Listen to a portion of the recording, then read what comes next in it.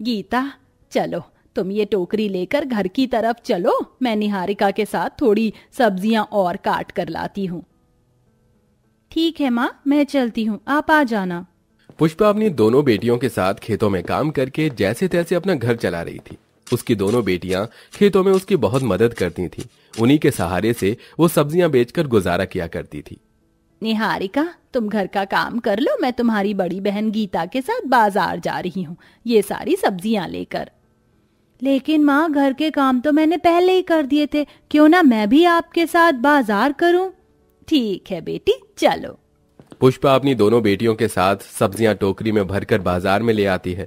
तीनों माँ बेटी बाजार में एक कोने पर सब्जियों की टोकरी उतार कर रखती हैं, जिसके बाद वो एक पन्नी बिछाती हैं और उसके ऊपर सारी सब्जियां लगा देती हैं। सब्जी ले लो, सब्जी, हरी हरी सब्जी, सब्जी ले लो, सब्जी, हरी हरी सब्जी। गीता की आवाज लगाते ही वहां कुछ लोग आना शुरू कर देते हैं। अरे, भिंडी और तोरी कैसे दे रही हो?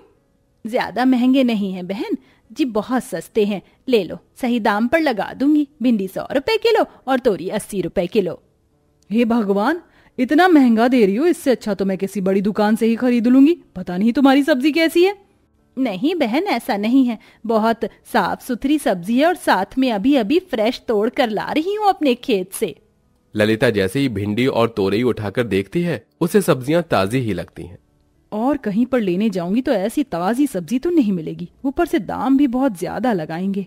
वैसे ही बेचारी ज्यादा महंगी भी नहीं बेच रही है, सही खरीद लेती हूँ। इस तरह ललिता ऐसा सोचने के बाद पुष्पा से ही भिंडी खरीद लेती है। ऐसे ही पूरे बाजार में 1 से 2 ही ग्राहक आकर पुष्पा से सब्जियां खरीदते हैं, बाकी के सब बड़ी बड़ी दुकानों से ही खरीदते हैं। रात हो रही है और अभी तक हमारे पास और कोई नहीं आया। अब हम लोग क्या करें, इतनी सारी सब्जियां बच गई हैं। माँ, एक काम करते हैं, इन्हें वापस घर लेकर चलते हैं, कल सुबह सुबह यहाँ वापस आकर लगा देंगे। हाँ माँ, दीदी बिल्कुल सही कह रही है। अपनी दोनों बेटियों की बात सुनकर पुष्पा सब्जियां वापस टोकरी में भरकर घर वापस आ जाती है। घर आने के बाद जब वो खाना बनाने जाते हैं तो सिलेंडर की गैस खत्म हो जाती है। अब क्या करें, एक तो गर्मी इतनी है, चूल्हे पर खाना बनाया नहीं जाएगा, ऊपर से लकड़ियां भी नहीं है। यही कुछ पैसे कमाए थे आज, अब ये भी गैस लाने में खत्म हो जाएंगे। पुष्पा बहुत ज्यादा परेशान होती है, कुछ तो गर्मी के चलते, कुछ अपनी गरीबी के चलते। वो जो भी पैसे कमाती है उनसे वो सिलेंडर में गैस भरवा देती है, जिससे वो सब उस दिन खाना खाते हैं।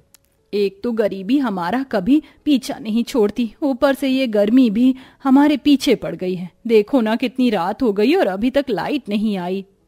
तभी पूरे गांव की लाइट आ जाती है, लेकिन उनके घर में लाइट नहीं आती।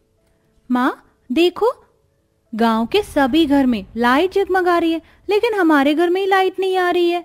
ऐसा क्यों हो रहा है माँ? तुम लोग तो जानते हो ना, तुम्हारी माँ कितनी गरीब है। गरीबी के चलते मैंने अभी तक मीटर भी नहीं लगवाया, शायद इसीलिए हमारी लाइट नहीं आ रही है। अब हमारे पास और कोई चारा नहीं है, तुम दोनों यहाँ लेट जाओ, मैं तुम्हारी हवा कर दूंगी। लेकिन माँ, थकी हुई तो आप भी हो, चलो आप भी सो जाओ। नहीं मेरी प्यारी बेटियों, मैं बिल्कुल ठीक हूँ, तुम दोनों आराम से सो जाओ। पुष्पा रात भर अपनी बेटियों को हाथ वाले पंखे से हवा करती रहती है। अगले दिन जब सवेरा होता है तो सुबह के 4 बज जाते हैं। पुष्पा कल की बची हुई सभी सब्जियों पर हल्का हल्का पानी डालकर उन्हें टोकरी में भर लेती है। ये सब्जी बिल्कुल फ्रेश ही लगनी चाहिए ताकि लोग इन सब्जियों को खरीद सकें। पुष्पा अपनी दोनों बेटियों को घर छोड़कर ही अकेले सब्जी बेचने पहुंच जाती है। वो पूरी दोपहरी गर्मी में धूप के नीचे बैठकर सब्जियां बेच रही होती है, जिससे उसे गर्मी में चक्कर भी आने लगते हैं। हे भगवान, कितनी गर्मी हो रही है। ये गर्मी तो कम होने का नाम ही नहीं ले रही। मुझे तो इस गर्मी में चक्कर भी आने लगे हैं। अभी एक काम करती हूँ, वापस घर लौट जाती हूँ, क्योंकि किसी को सब्जियां तो खरीदनी है नहीं। पुष्पा वापस टोकरी में सब्जी भरकर घर आ जाती है, जहाँ उसकी दोनों बेटियां कहती हैं, अरे माँ, आप अकेले ही चली गई थी, ये क्या? आपकी तो बहुत ज्यादा बुरी हालत हो रही है गर्मी से। रुको, मैं आपके लिए मटके का पानी लेकर आती हूँ। पुष्पा का गर्मी से बहुत बुरा हाल था। उसकी सांस फूली हुई थी और पूरे कपड़े पसीने से भीगे हुए थे। गीता अपनी माँ को 1 गिलास मटके का पानी देती है। ये लो माँ, मटके का पानी पी लो।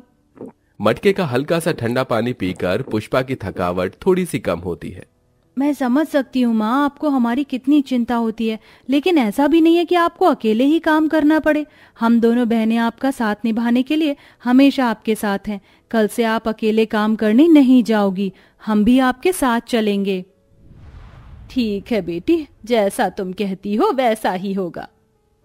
पुष्पा ये कहने के बाद थोड़ी देर लेटकर आराम करने लगती है। गीता देखती है कि टोकरी की वो सब्जियां खराब होने वाली होती हैं, तो वो उन्हें काट कर बना लेती है ताकि उन सब्जियों को फेंकने की जरूरत न पड़े। चलो माँ, खाना खा लो। खाना नहीं खाओगी तो शरीर में ताकत कहाँ से आएगी।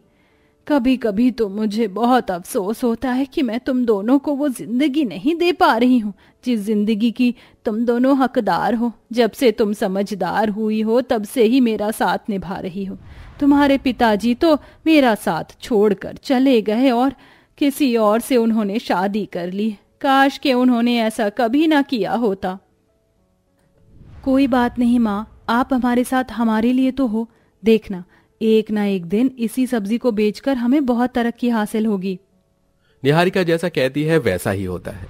बहुत कठिनाइयां सहन करने के बाद धीरे धीरे उनकी सब्जी की दुकान पहले से अच्छी चलने लगती है। अब लोग उनके पास आते हैं और उन्हीं से सब्जी खरीदते हैं। बहन जी, जरा हरी हरी सब्जियां तो देना। आपकी हरी सब्जी से हमारा परिवार स्वस्थ रहता है।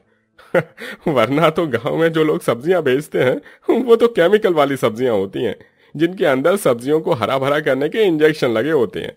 हाँ भाई, सही कह रहे हो। पुष्पा बहन अपनी दोनों बेटियों के साथ अपने खेतों में लगी रहती हैं। दिन रात मेहनत करके जो ये सब्जियां उगाती हैं उन्हें ताजा ताजा बेचती हैं। तभी तो मुझे इनकी दुकान से सब्जी लेने में जरा भी डर नहीं लगता।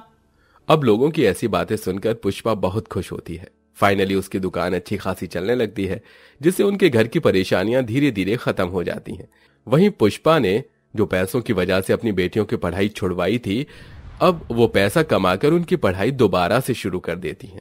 बेटियों, तुम्हारी माँ बहुत गरीब है, लेकिन उसके अंदर तुम्हें कामयाब बनाने का हौसले बहुत ज्यादा है। और मैं चाहती हूँ कि मेरी दोनों बेटियां पढ़ाई लिखाई करके कुछ बने और मेरा नाम रोशन करें। क्या तुम मेरा नाम रोशन करोगी? हाँ माँ, आप चिंता मत करो। एक दिन हम दोनों बहनें मिलकर आपका नाम जरूर रोशन करेंगे। इसी तरह कुछ वक्त बीत जाता है। दोनों बेटियां बड़ी हो जाती हैं, दोनों की स्कूली पढ़ाई पूरी हो जाती है और अब पुष्पा अपनी दोनों बेटियों को पढ़ाई के सिलसिले में शहर भेज देती है और खुद वहां गर्मी सहन करती हुई अकेले रहती है। बेचारी पुष्पा हर दिन भरी गर्मी में सब्जियां बेचकर वापस घर की तरफ जा रही होती है, लेकिन ज्यादा गर्मी की वजह से उसे बहुत तेज चक्कर आते हैं और वो सड़क पर चक्कर खाकर गिर जाती है। उसकी टोकरी की सब्जियां भी इधर उधर बिखर जाती हैं। तभी वहां एक गाड़ी रुकती है जिसके अंदर से उसकी दोनों बेटियां निकलती हैं। माँ उठो ना, देखो हम वापस आ गए। ये क्या माँ, आपकी तो तबीयत बहुत ज्यादा खराब है। कोई पानी दो, जल्दी से कोई पानी दो। वहां खड़े इतने सारे लोगों में से एक व्यक्ति निहारिका को पानी देता है। निहारिका पानी की बूंदें अपनी माँ के मुंह पर छिड़कती है। अरे निहारिका, गीता, तुम दोनों वापस आ गई। गीता के ऊपर डॉक्टर की ड्रेस और अपनी छोटी बेटी निहारिका के ऊपर फौजी की ड्रेस देखकर पुष्पा बहुत खुश होती है। आखिरकार तुम दोनों कामयाब हो गई, मेरी मेहनत सफल हो गई। माँ, बहुत दुख उठाए हैं आपने ही गर्मी में खून पसीना बहाकर हमें आज इस मुकाम पर पहुंचाया है। अब आपको और परेशान होने की जरूरत नहीं है और ना आपको गर्मी में सब्जियां बेचने की जरूरत है। हम आपको यहाँ से शहर ले जाने के लिए आए हैं, अब हम वहीं रहेंगे। इस तरह सब्जी बेचने वाली माँ की बेटियां कामयाब हो जाती हैं। दोनों बेटियां अपनी माँ को शहर में बड़े से फ्लैट में लाकर रखती हैं, जहाँ उनके फ्लैट में एसी लगा होता है। इसी के चलते अब गर्मी में पुष्पा आराम से रहती है और उसे कोई काम करने की जरूरत नहीं पड़ती।